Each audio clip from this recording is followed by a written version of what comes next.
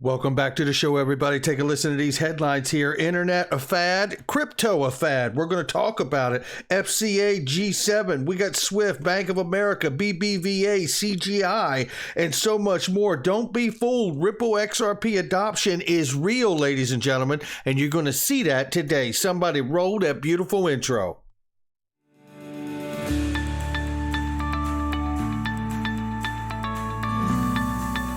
Digital Perspectives with Brad Kimes. Come on in.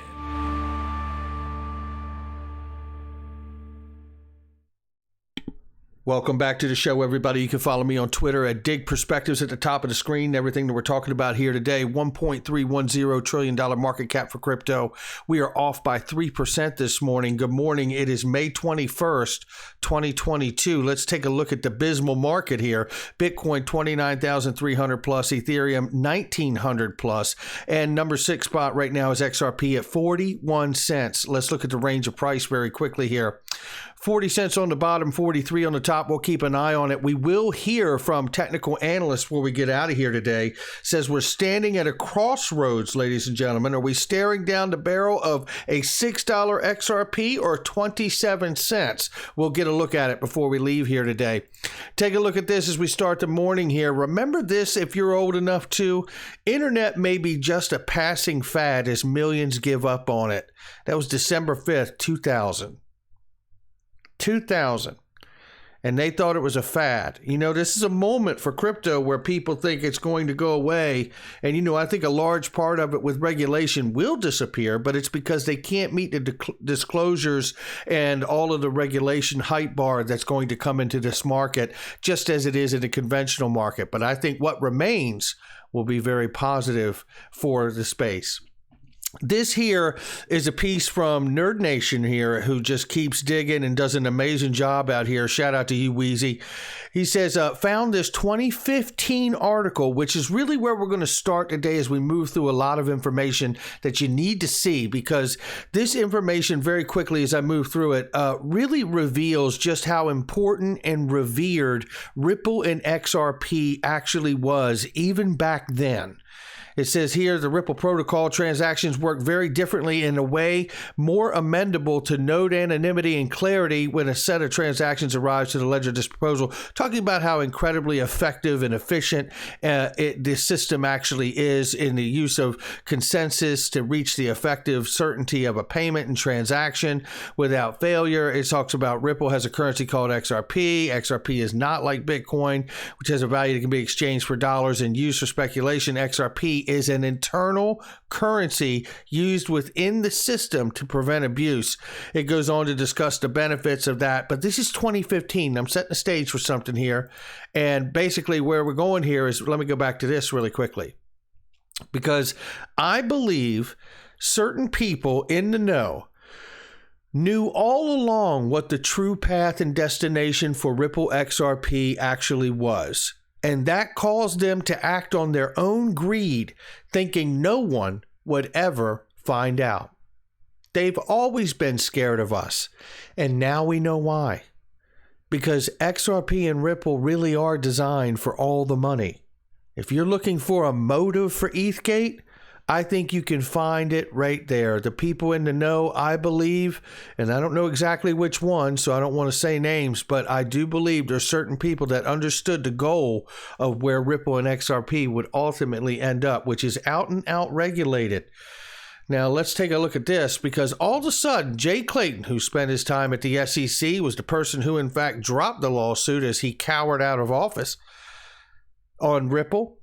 You know, I find it interesting that he has always said it is pretty clear what, you know, everyone needs to do in the digital asset space, and that's register with the SEC. And listen to him here talk about the fact that it's very clear that there is no clarity. Check this out. I think we'll see, actually, depending on what side of things you're on, you might like this or not like this. I think we'll see very limited legislative action, and probably very limited interagency coordinated guidance. If we have it anywhere, I think it'll be in the areas of custody and stablecoin. And I would add, if you want clarity, I would tell you to push those areas because they're the most likely to succeed and move on from there. If you want clarity, I would tell you to push from those areas if you want to succeed. Well, I certainly agree that custody and stablecoins are certainly a place where we need to get clarity first, no doubt about it, because we know that the entire decentralized digital asset space that gets sold to us every day is not really so decentralized because you have to go to a centralized location like exchanges to get it. So, and if you want to come in and out of this space, let's talk about stable coins for a second. That's why it's so important. You have to ask yourself, so now that he acknowledges that there is not clarity for digital asset, but he said it many times, it is pretty clear when his tenure as SEC chairman, and points to interagencies for clarity, not Congress. What agency has the ability to bring that kind of regulation? I'm going to take what is the USTreasury for 500, Alex. That's what I'm going to take. Because we know that they are a prudential regulator, not a market regulator like the SEC and CFTC.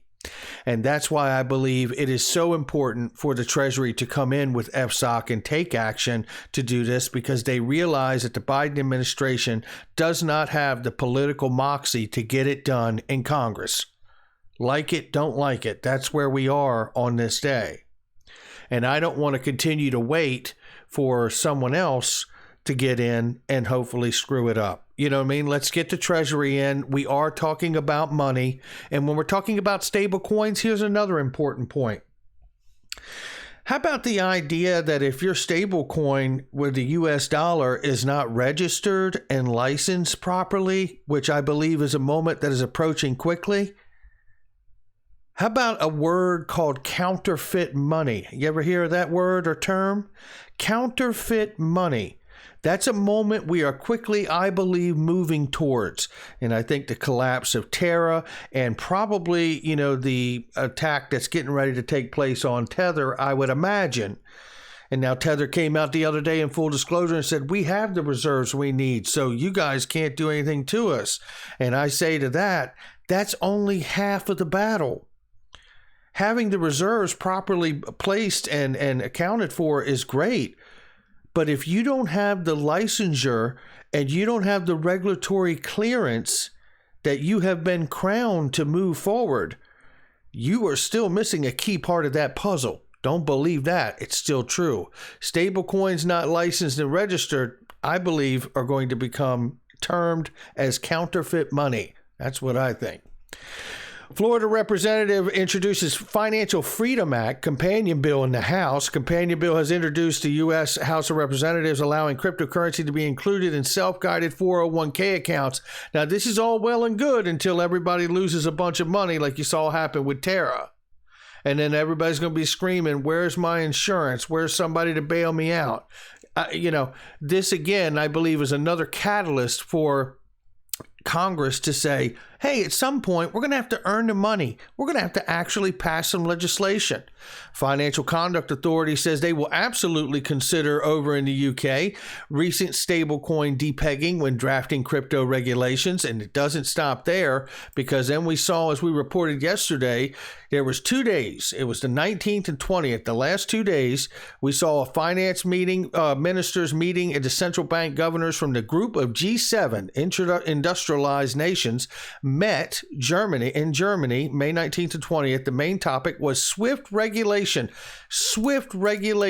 quick, fast, in a hurry of crypto assets in light of the recent Terra Luna debacles.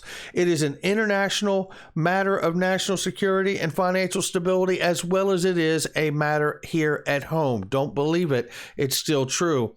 Now let's take a look at a slew of evidence here where Nathan Price is just going on a rabbit hole of going, you know what, we just need to remind all of us, I think is what he's doing in this time, that everything we've come to understand is absolutely real. It's happening. The adoption for Ripple and XRP is still taking place and has been for many, many years. And we're going to take a look at some evidence of that. This is ITFA, which is International Trade Forfeiting Association. And forfeiting just simply is a word for a type of financing that helps exporters receive money by selling their receivables to a discount at a discount to a third party.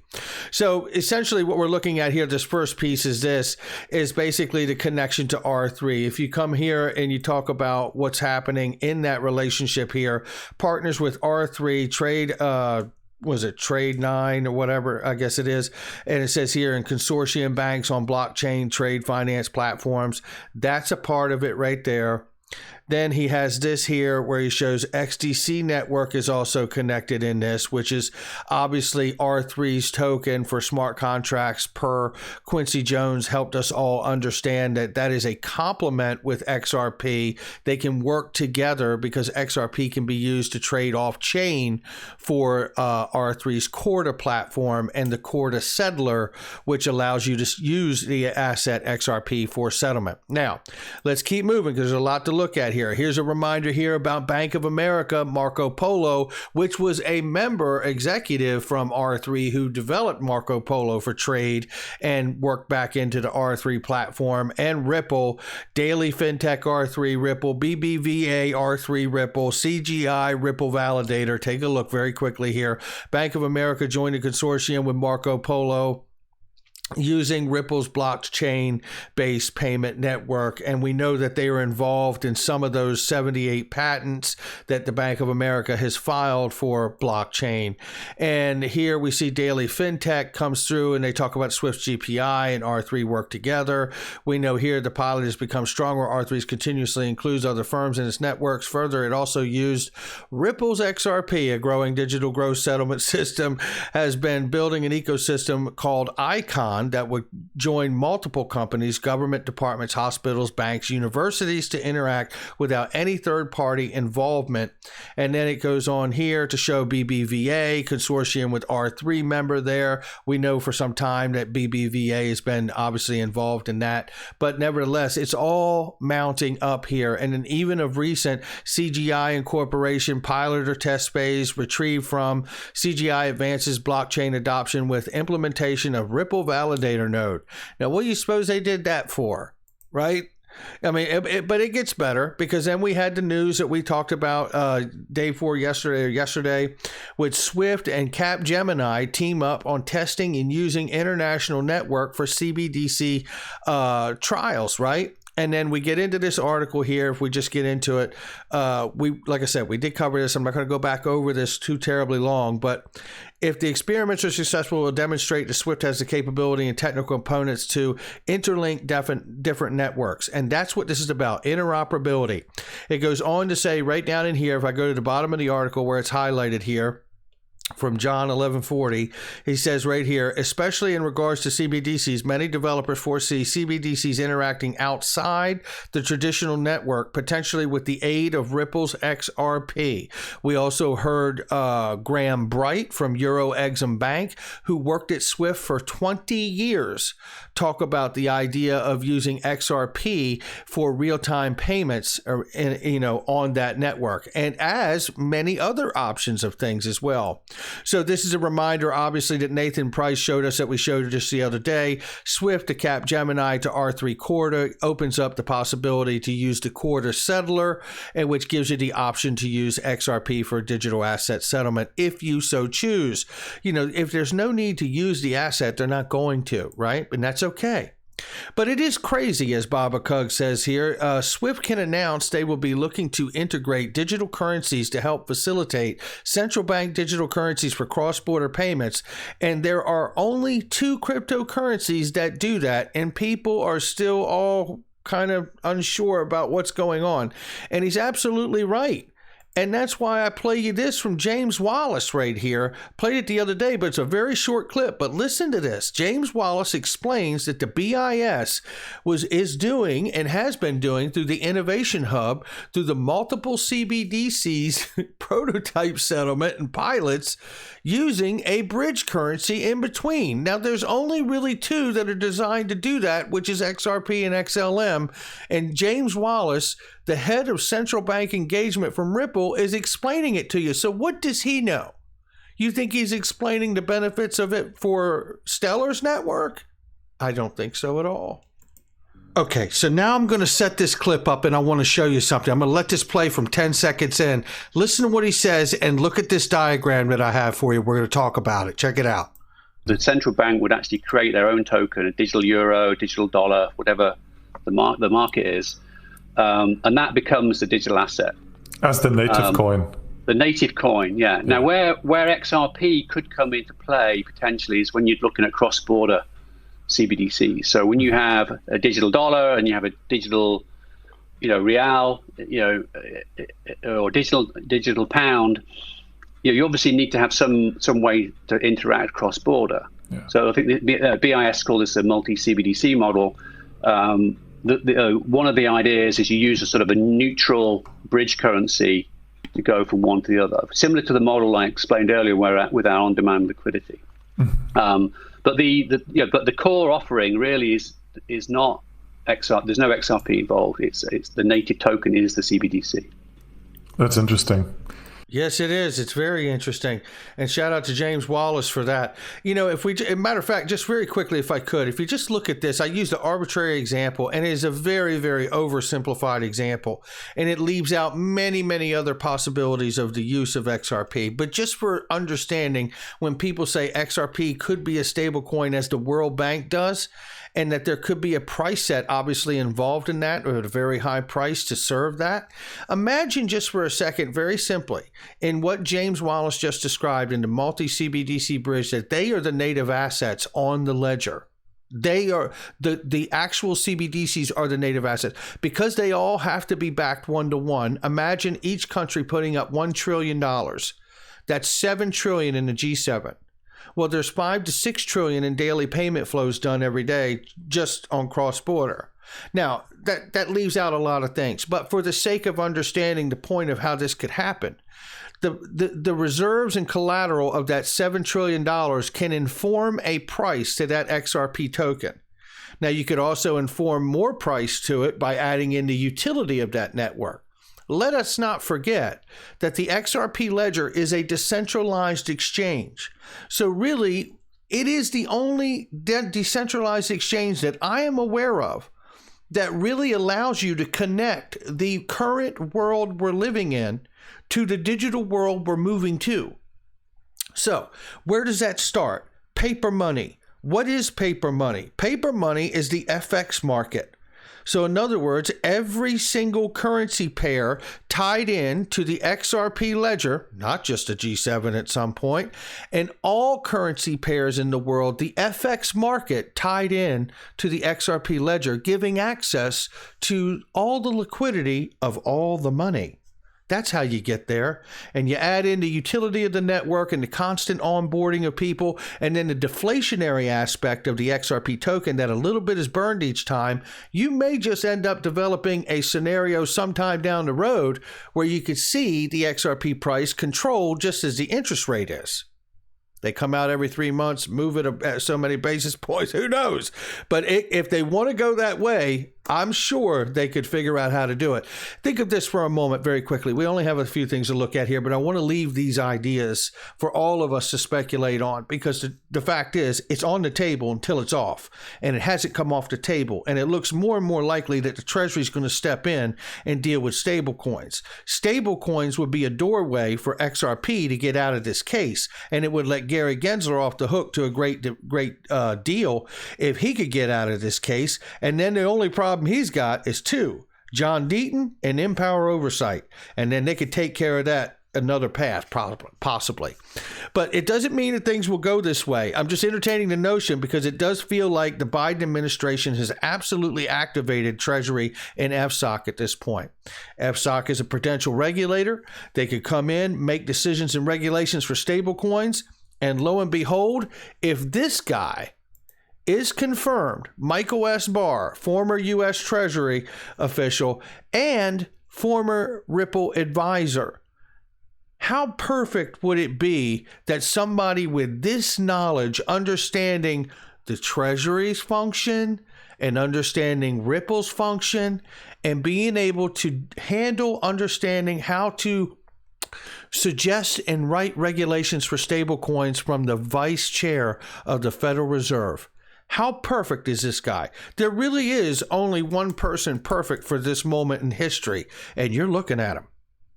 It's Michael S. Barr. If he gets confirmed, it is pretty obvious to me where we are going. Not financial advice, just my digital perspectives. Speaking about where we're going here today, look at CoinsKid. He tells us, here's the upside and here's the downside. And I'm pretty sure most of you hearing my voice want to see $5.90 for XRP, and I would too.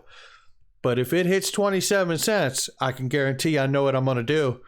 Because if they're dumb enough to let me, I'm smart enough to do it. I'm going to keep filling my bags. That's where we are on this day. Not financial advice from me or him or anyone else. I'll catch all of you on the next one.